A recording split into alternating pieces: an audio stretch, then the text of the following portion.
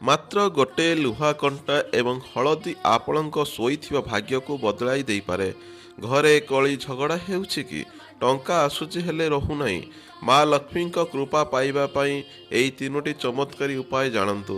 ଜାଣିବା ଆଗରୁ ମାତା ଲକ୍ଷ୍ମୀଙ୍କର ଏହି ଭିଡ଼ିଓଟିକୁ ଯିଏ ଲାଇକ୍ କରି ଚ୍ୟାନେଲଟିକୁ ସବସ୍କ୍ରାଇବ୍ କରିଦେବ, ସୁଖ ଓ ଶାନ୍ତି ଐଶ୍ୱର୍ଯ୍ୟରେ ତାଙ୍କ ଘରକୁ ମାତା ଲକ୍ଷ୍ମୀ ପୂର୍ଣ୍ଣ କରିଦେବେ।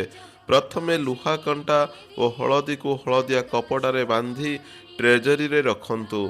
ଏହା ଶନିଦେବ ଓ ମା ଲକ୍ଷ୍ମୀଙ୍କ ଆଶୀର୍ବାଦ ଆଣିଥାଏ।